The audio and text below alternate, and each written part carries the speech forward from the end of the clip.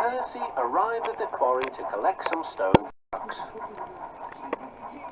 Snow and frost lay everywhere, the sound to be heard. Percy ventured further. He found Mavis, the new diesel engine, resting in the shelter of some rocks.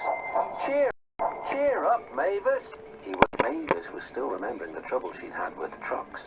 Manager says I don't listen to advice. He says I've no business jauntering down Toby's line. Toby's a fusspot.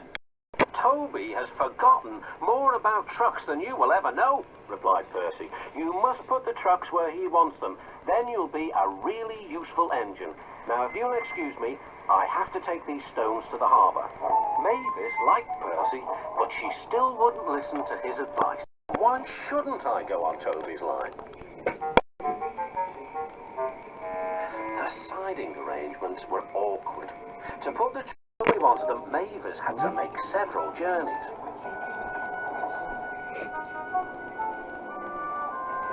She started making a plan. If we used the teeniest bit of Toby's line, we would save all this bother.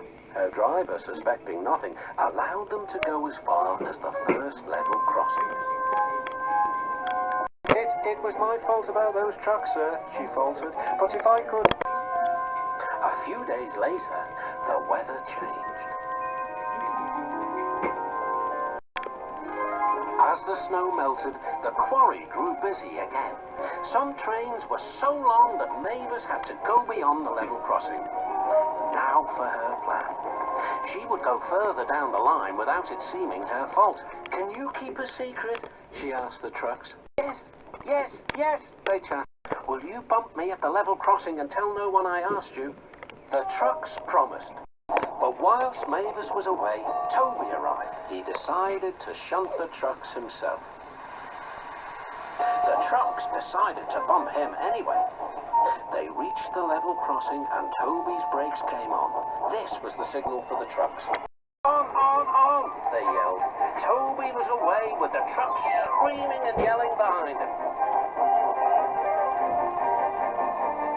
No one realized that melted snow had turned a stream into a torrent and the bridge above it was about to collapse. The rails were now like a tightrope across the thundering water.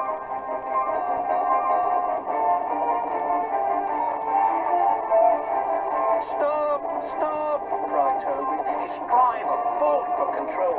They came nearer and nearer to the bridge. Driver braked hard. Toby stopped, still on the rails, but with his wheels treading the tightrope over the abyss.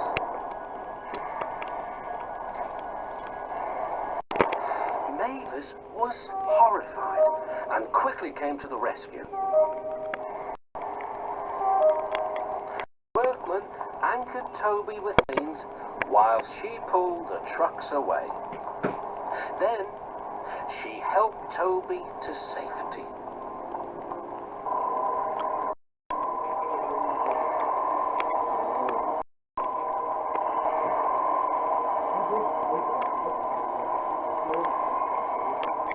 I'm sorry about the trucks, said Mavis. I can't think how you managed to stop them in time.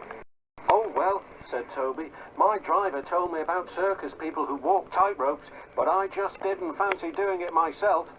Later, the Fat Controller arrived. A very smart piece of work, he said.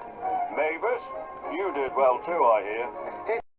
It was my fault about those trucks, sir, she faltered. But if I could... Could what?